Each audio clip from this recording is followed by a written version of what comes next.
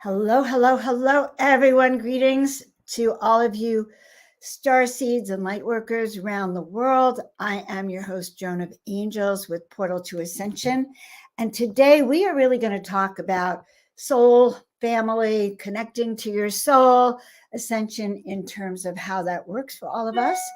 And we're also going to talk about one of our upcoming events too.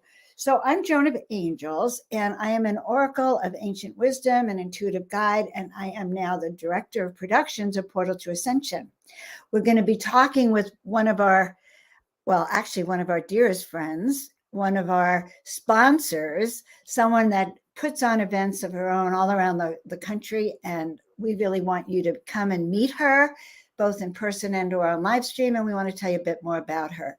So I'm going to introduce you to Tanjila. She will help us connect to our soul. She is the creatrix of SoulSearch. She is a longtime spiritual seeker, a global adventurer. I mean, truly a global adventurer, guys, an entrepreneur and a multidimensional guide. She established SoulSearch to be a global online destination for spirituality and consciousness. So with Tanjila's work, spiritual seekers can explore teachings and modalities and connect with a variety of spiritual and energetic healers and guides, courses, groups, and events.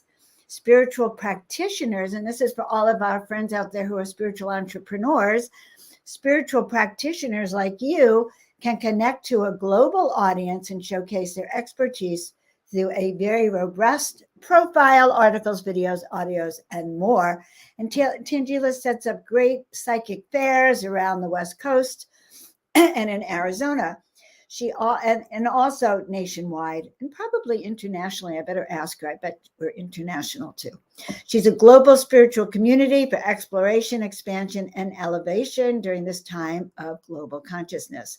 But also, she has an amazing background as a serial technology entrepreneur and international economic development and global trade expert. She has also founded several technology businesses and worked around the globe in countries such as Afghanistan, Bangladesh, Egypt, Indonesia, Mexico, Thailand, Vietnam, and currently the United States of America.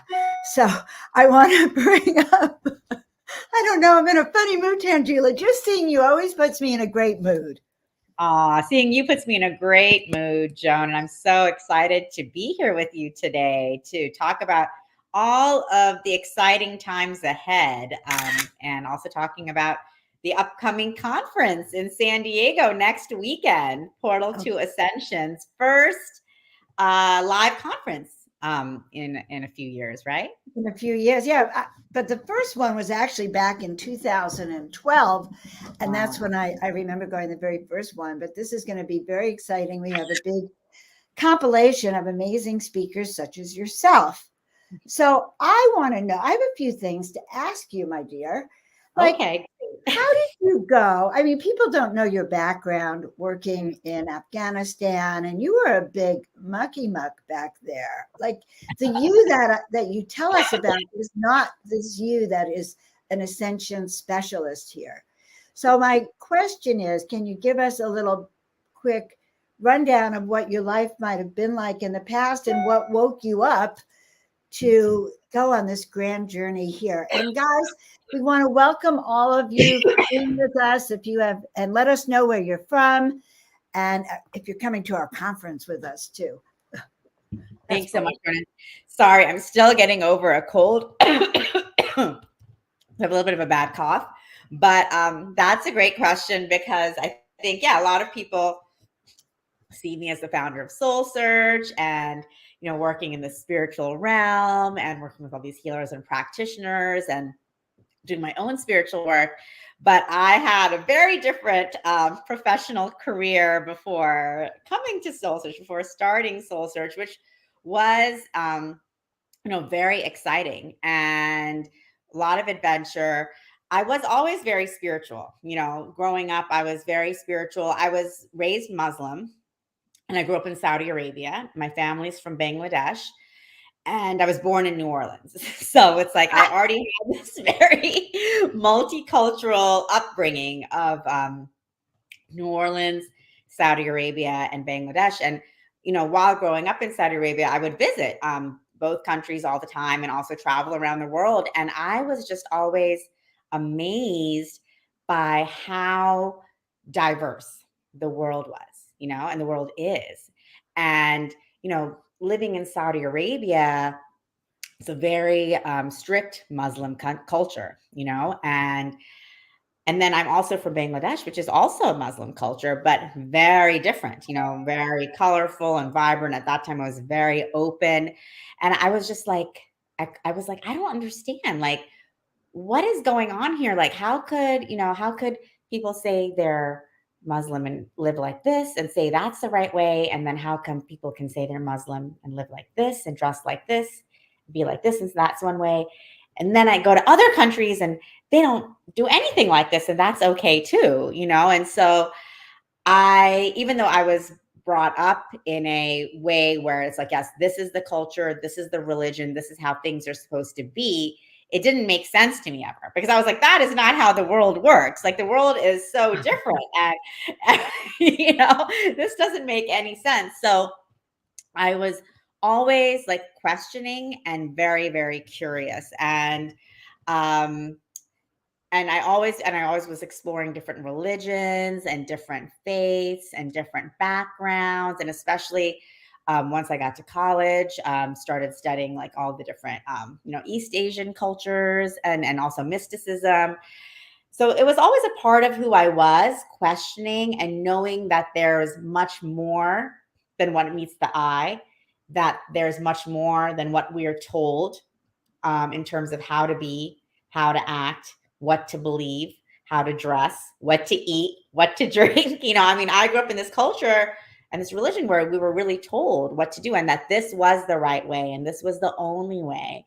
And those who weren't following that were wrong, basically. And it just didn't make sense. And so I was always trying to navigate, because I did feel like there was a higher power and I felt a connection to source, but I was just like, I don't know, like, this doesn't make sense to me. So I always kind of felt like very confined, Mm-hmm. but I was also always an adventurer. And once I, even in college, I was constantly living abroad. I lived in Egypt, in Panama, in Bangladesh. And after finishing college, I lived in Egypt for a couple of years. And I was very passionate about making the world a better place. And, being from Bangladesh, which is one of the poorest countries in the world, I wanted to support people in their economic development. I wanted to really support countries in growing their economy and creating jobs. And I felt like that was my mission. And so that's what I did. After grad school, I started working on huge economic development projects all over South and Southeast Asia, in Afghanistan and Indonesia and Nepal, and doing these economic analysis in these countries of what was working, of how we could grow the economy, grow the country, and how we could create jobs. And that was really like my life. And I was so passionate about it. And I was like working in these war-torn nations, all these different cultures. And, I was excited. I was happy about the work. But then at the same time, again, I started feeling very confined. I was like, we don't have all the answers. I was like, we're working in a system that we're not really truly creating growth and really creating opportunities for people, and I wanted to do something different. And then I went and started my own company. And and continued doing that. So it was like I always had this real urge and initiative to, like, we have to make the world a better place for humanity. We have to create the opportunities for humanity to feel empowered, for us to feel empowered, so that we can fulfill our highest potential. And at that time, it was really, for me, we could do that only through economics and the economy. And that's really what I was focused on, both in my earlier career and then in my last business. But then as I started, on the spiritual path, and I had, awakening at a Sufi retreat. I went to a silent retreat by accident. By accident. Okay. And you're not very silent. I'm trying to figure out how that works. Exactly. Well, it was, it was back, I think in 2009. Retreats were not, I mean, now everyone knows retreats and goes on retreats all the time. But at that time, it wasn't really a common or popular thing. And I had just gone through a heartbreak. I was supposed to go with my friends to Cuba for New Year's, and I just couldn't get myself to buy the ticket. Like, I just couldn't do it. Like, I kept sitting down to do it, and something kept stopping me. Something kept stopping me. And I just then Googled. I was like, I'm going to Google, and I just Googled New Year's retreat. And suddenly, this New Year's retreat at the Abode of the Message in close to Albany in New Lebanon, New York, popped up. I was in New Orleans then. I called them. I was like, do you guys have space? They said, we do, but you got to get here quick. And so then I bought a flight. I got a bus ticket because the only way to get there was by bus.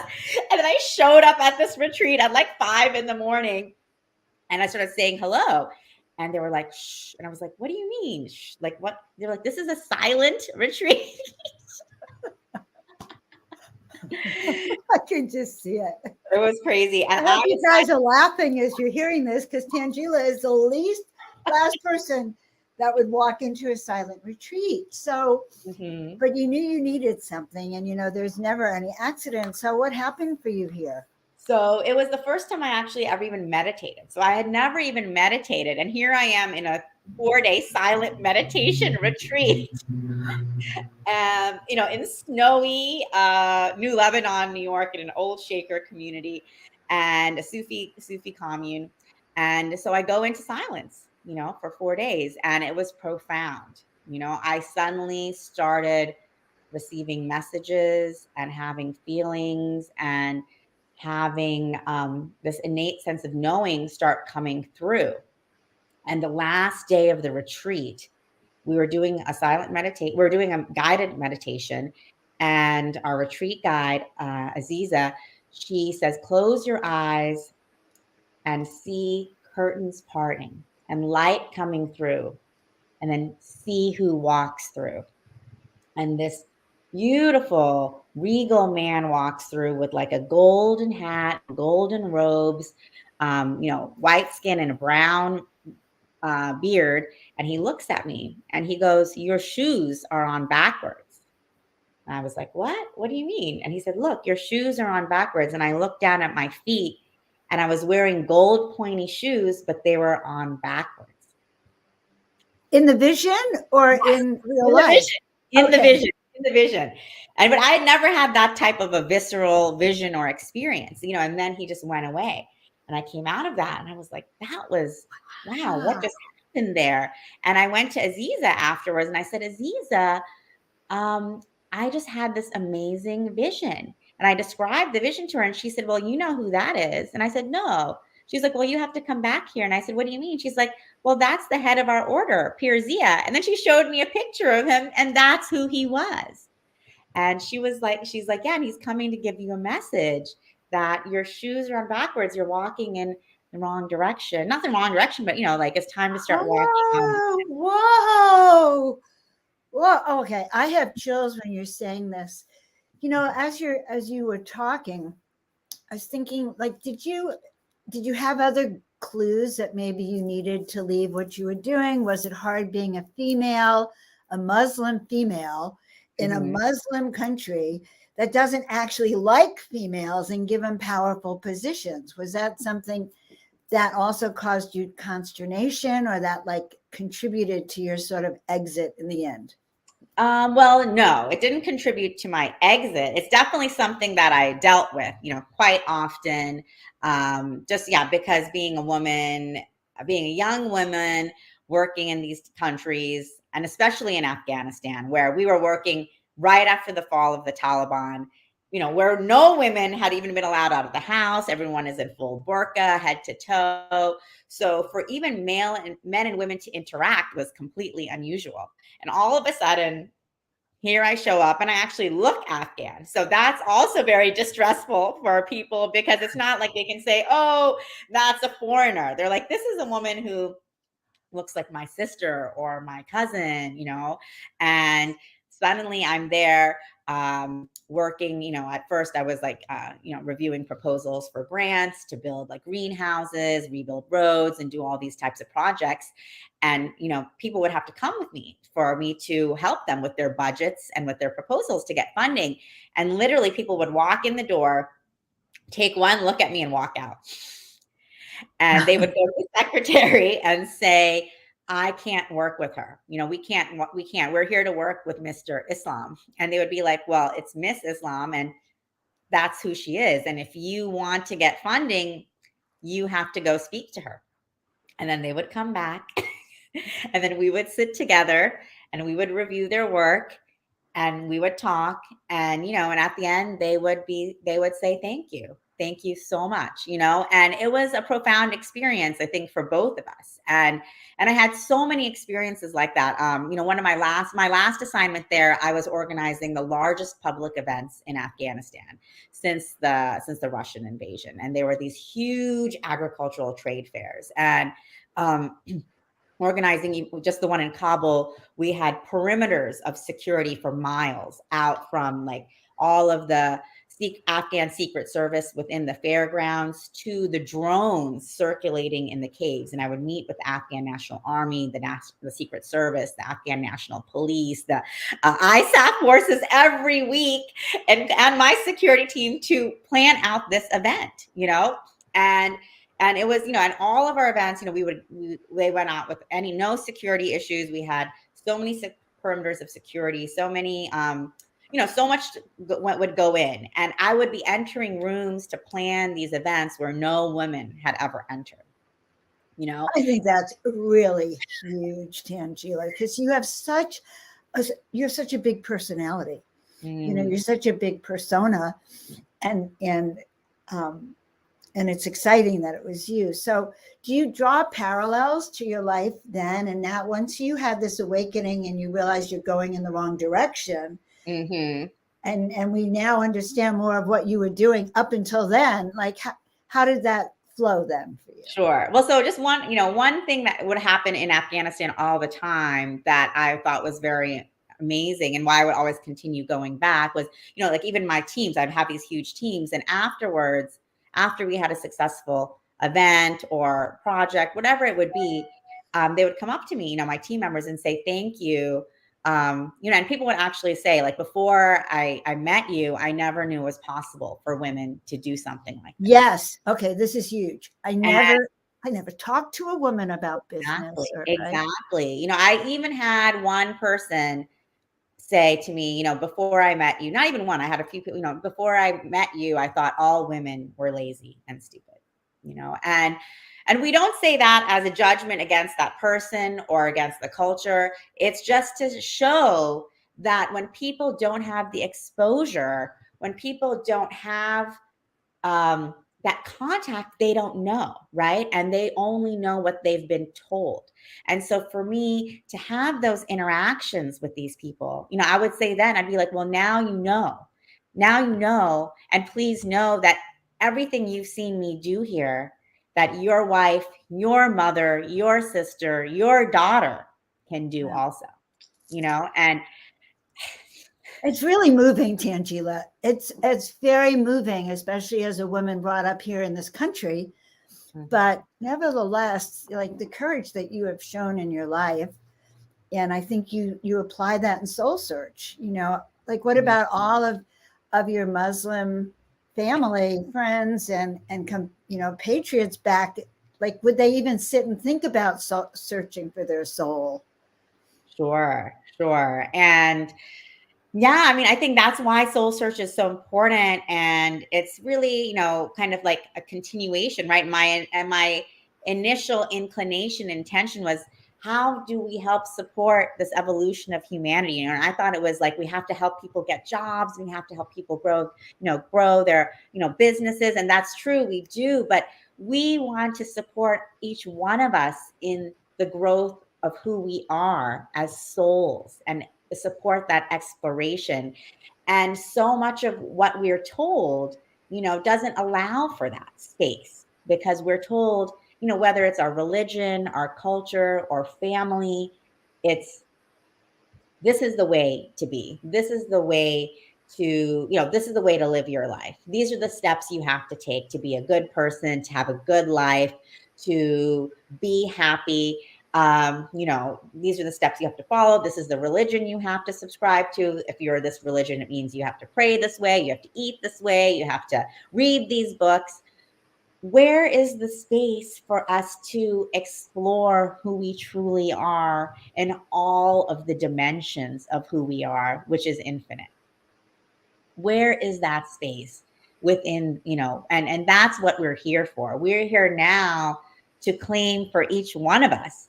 Yes, I am a multi-dimensional divine being here to experience this life, and I can do it in the way that calls to the freedom and the essence of who I am as a divine being. And that is so different from what we've been told as what our life is supposed to be. And so this is a new time, Joan. This is this is the awakening of humanity, and we're here I to do. I know. And you're giving a lot of people a lot of courage. So here you are in this retreat. You discover your shoe, you're facing the wrong direction. And like, it's New Year's. Like, how long did it take you to kind of start a new life? Like that's a big deal. It is a big deal, but it took a long time. It wasn't overnight, and that's normal, I think, for people. Not all of us have this just like, miraculous overnight experience. I did, become an initiate of the mystical order, of the Sufi order.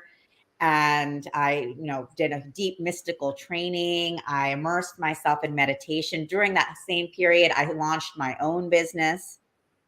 Was that SoulSearch? No, this is in the field that you were in, this male-dominated field, that you're the only woman. I find that fascinating, Tanjila. Yeah, so it was only an international you could hold your own. And people are loving hearing your backstory. Not everyone ever gets to hear your backstory. Thanks. Yeah, no, I think I really appreciate you asking me, because I always like to ask everyone their backstory too, because, I think, there's so much that we can learn from and relate to one another. Like now, we all have gone through this journey, and we're continuing to go through it. It hasn't ended for me yet. But I started my own company. I was immersed deeply in spiritual and mystical practices, but they were separate.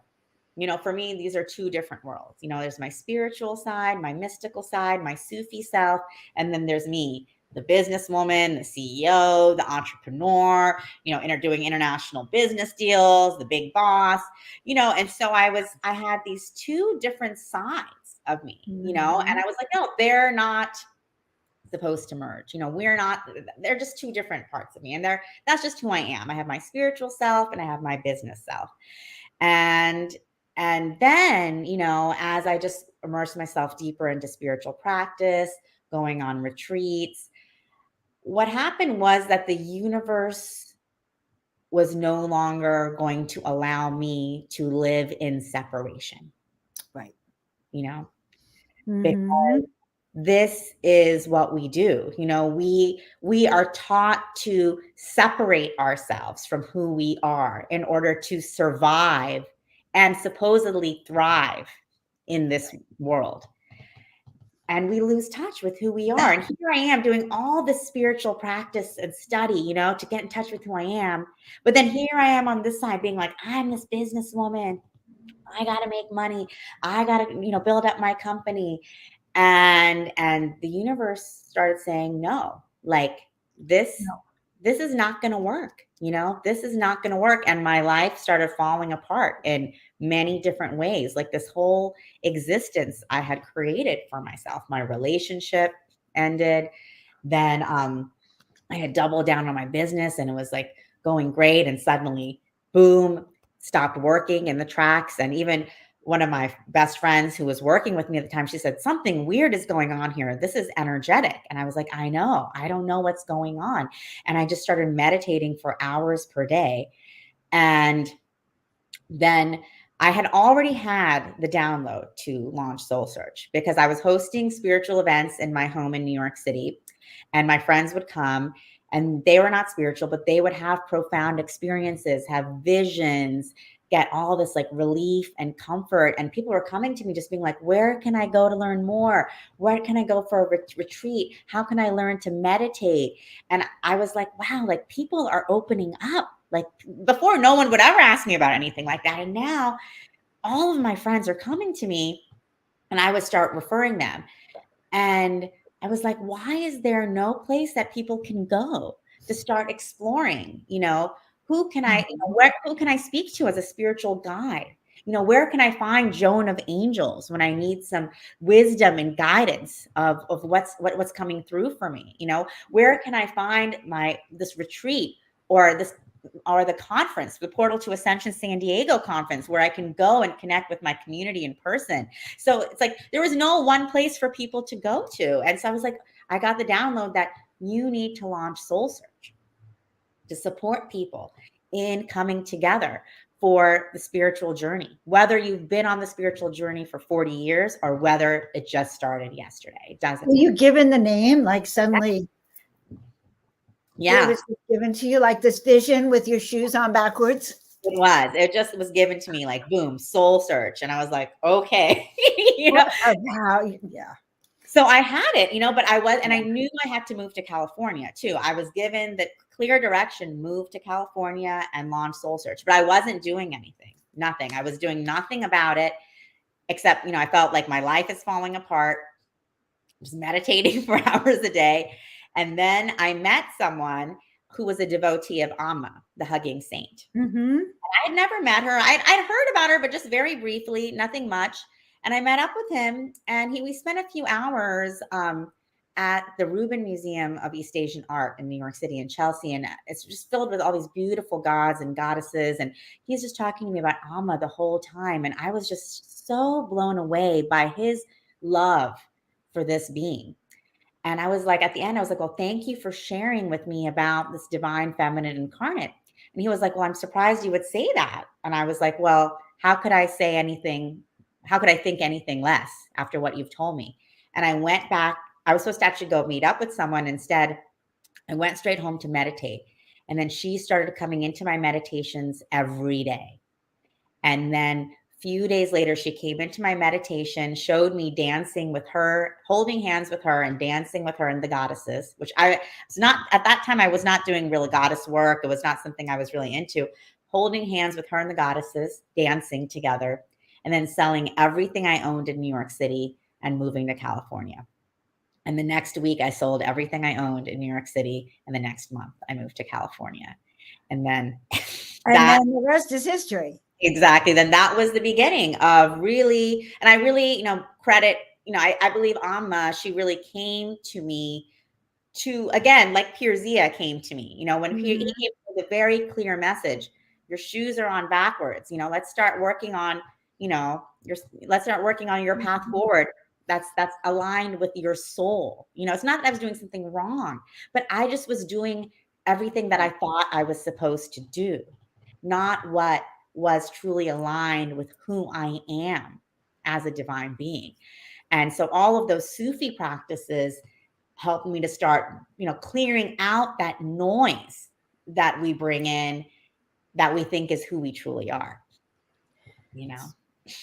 So I know you're one of the sponsors of our event, and we're very grateful for that. But what aligns you with Portal to Ascension that you would be a sponsor with us? Well, I'm so excited that SoulSearch is a sponsor for the Portal to Ascension Conference in San Diego. And I'm just thrilled about, working and partnering with Portal to Ascension in so many different ways. And with you, Joan, and with Neil, and with Alan, and Shariah, and the whole Portal to Ascension team. And we are just so aligned in what we do in terms of our mission to really serve as platforms and vehicles for the support of the expansion of consciousness, especially during this time, this moment, this unique moment in our human and galactic history, where we are opening up in such a massive, massive way beyond the confines of what we have been told to be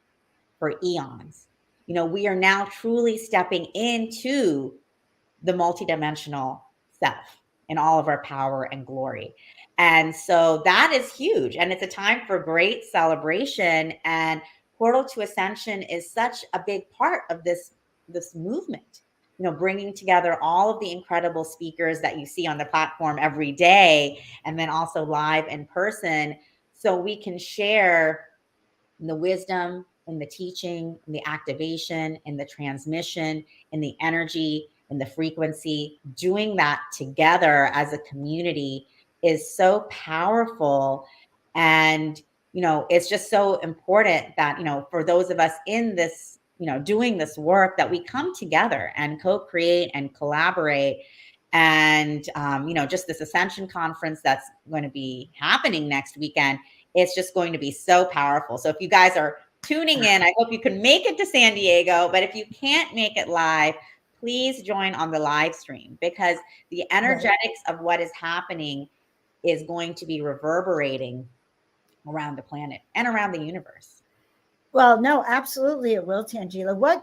You're scheduled to speak. What are you going to be speaking about? Well, actually, I am going to be doing an opening meditation for the conference on the awakening of humanity. And so I have to go back and look at the schedule. Amazing. Okay. I love it. I love it. I love it. Guys, you have not heard a guide. Okay. Tanjila does the best guided meditations of anyone, one of the best. She would do them every morning when the three of us stayed together in Mount Shasta. And these meditations was like had us drop into the Garden of Eden, literally. And I'm really happy to hear that. So guys, you're definitely going to want to tune in on that. Can we show a little bit of Tina, let's show the event. And we're going to play a brief video, and then we'll come back and talk a little bit more. Okay.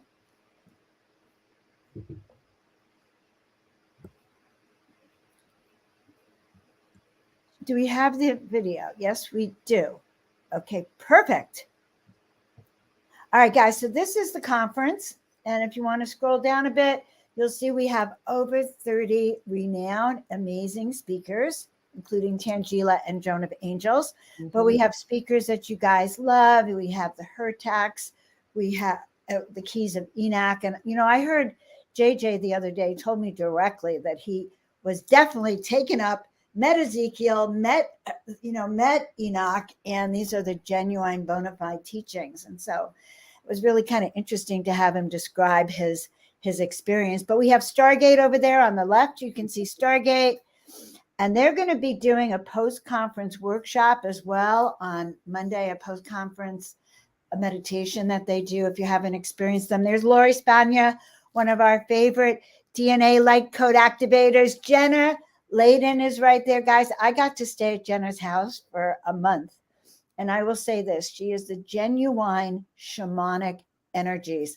I walked in her house. I did not understand how deeply versed she is in the shamanic practices. I was supposed to go sleep in Jenna's bed, and her cat wouldn't even let me do it. Her cat guarded her room, her property, just like a shamanic, because I hadn't had permission there. It was really interesting. So really and I tell you this, guys, because these are powerful beings that are coming here. Very powerful teachers. There's Tanjila. We have Scott Thomas on the right, Saturday Night Live. Many of you have heard him. As we go down there, we have Deborah Giusti, who's really the Ascension specialist, master trainer, guru of the planet, I think. And we have, all of you know, Alan Steinfeld and Michelle Anderson. There should be a picture of Neil somewhere. There's Neil. And so we have put together this outstanding conference for all of you. And we're excited to come back together again to hug each other in person. Exactly. And so for all of you just tuning in, definitely join us in San Diego. And if you can't be there live, join us via live stream, because we will be sharing this energetic and experience together. And it's just really a liberating experience for all of us, because when we gather and when we connect in this way, we're all reminding one another of how vast we are, because our souls know, and our souls see each other and speak to each other, and our souls are rejoicing even in this moment, seeing our remembrance. I think we create a fifth dimensional frequency when we're there. Yes.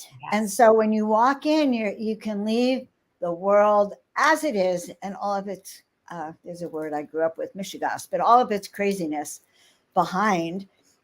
And we can all be together in a truly uplifting. And you know, the way I see Portal to Ascension, I always see us all walking on this spaceship together, and we're ready to ascend and take off. So do I have anything else? Oh yeah, I want everyone to know something. This soul search that Tanjila does, it is actually fueled with her very powerful essence.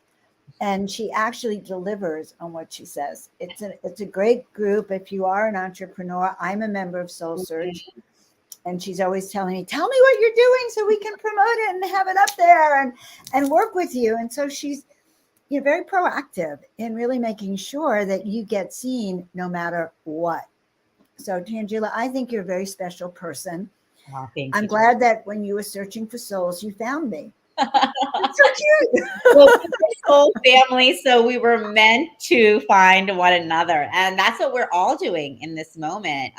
Whether you're tuning in on the YouTube right now and watching, whether you're tuning in on the live stream for the conference, we're all connecting. Jenny tuning in from Aotearoa, New Zealand. Well, thank you so much, Jenny. I'm over the moon that you exist. And yes, the change is real. And, we are all being liberated. We're all liberating one another. And yes, Star Brother, I thought taxpayer. And that's what we're told. We've been told, right? We have been told that we are these identities. We are a daughter, we are a student, we are then a college student, we are then a professional in in a specific industry. We are then, wife, mother. And yes, are those all important identities? Of course, but are they our true soul identity? Who is that? Hi, January. I'm glad you're tuning in. January. But who are we? Who am I? Oh, thanks, Jenny. Thank you for the honor. It's so great that you're here with us. And, this is about that liberation that Jenny is talking about, right? Liberating ourselves from the confines of who we are told we are supposed to be.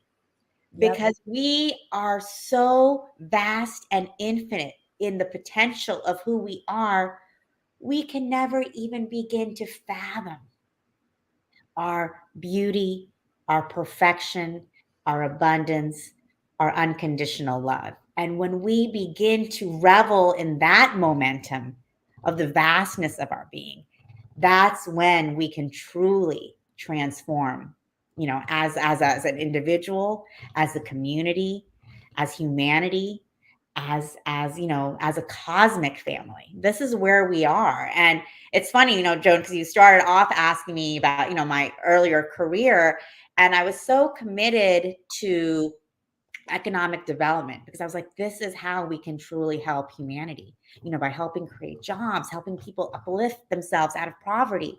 And yes, we can, but we are actually here for an even far greater mission. We're here to uplift one another and take ourselves home to who we are in the vastness of our being.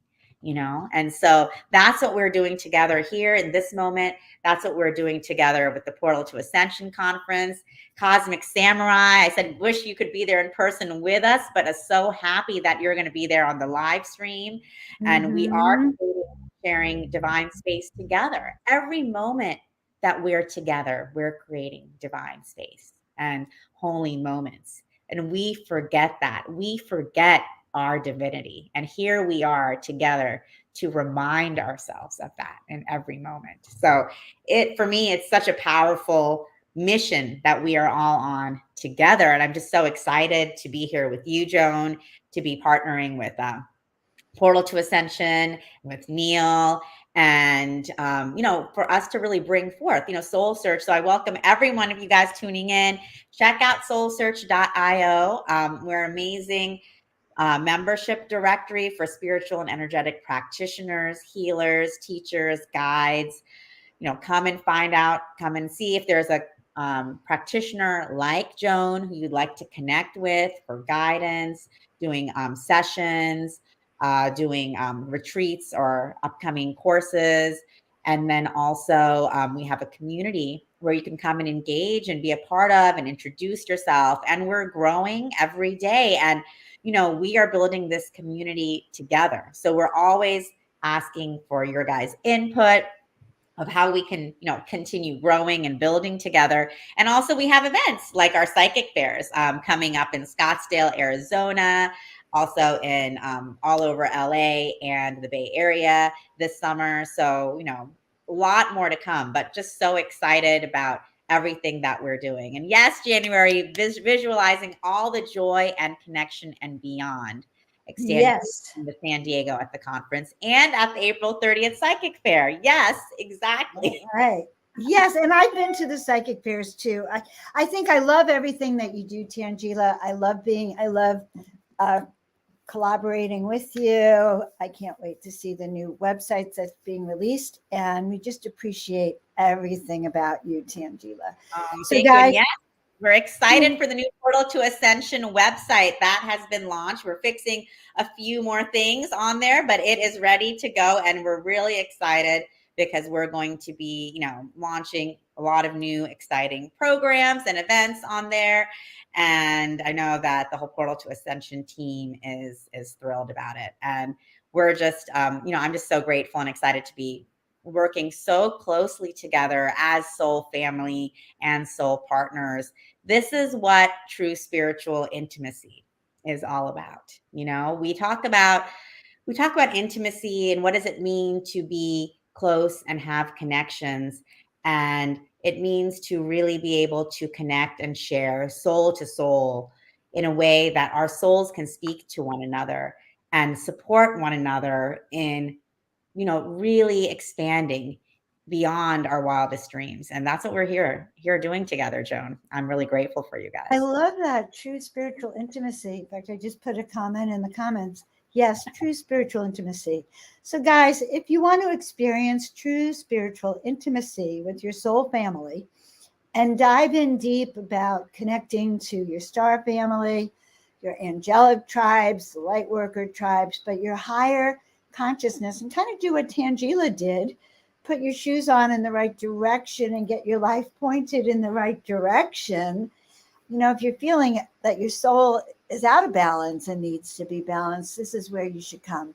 So we invite you to join us, join Tanjila, join the Portal to Ascension team, and join us either online or in person, and at some of the other amazing events that we have coming up as well too. But right now, next week is San Diego, guys, and we will see you all then. Tanjila, thank you so much for coming on with us. Thank you. Really appreciate it. Thank you for asking me to be here. It's just such a pleasure always to be with you, Joan, and to feel the energy of everyone tuning in. Thank you guys for all of your energetic participation, love, unconditional harmony, peace, support, everything that you're bringing. We're creating this energetic together, and we're really creating this new vibration together. And I can feel it so strongly every time we meet, whether it's in person, online, on Zoom.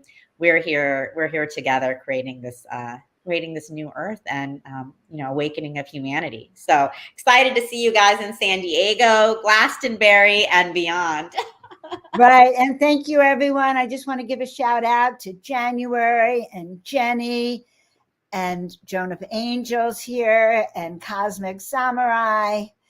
Let's see. We have a few other people that I saw up in the beginning. Star Brother and Blessed by the Best, Diana. Yes, DJ's Garden. Yeah, thank you guys for tuning in. We love you, Laura. And fuck you too. Wait, did I say that? Is that what that is? Anyway, and then paradox fossils. All right, guys. It all is a paradox, and we are all here together. It is our consciousness. Even the scientists are saying that the universe may not even exist anywhere but in our own inner reality. So come and explore all of those paradigms with us. And Tanjila, thank you so much. We will see you next time. Thank you and so so much. See you soon. Guys, thank you so much for being with us. I'm your host, Joan of Angels. And check out me at joanofangels.com. I'm the Oracle of Intuitive Wisdom and Ancient Wisdom, and I help you bring messages about what you're here to do, and also helping you clarify your soul search. How's that? We'll be hosting and speaking at this conference, and we will see you all in San Diego. Bye for now.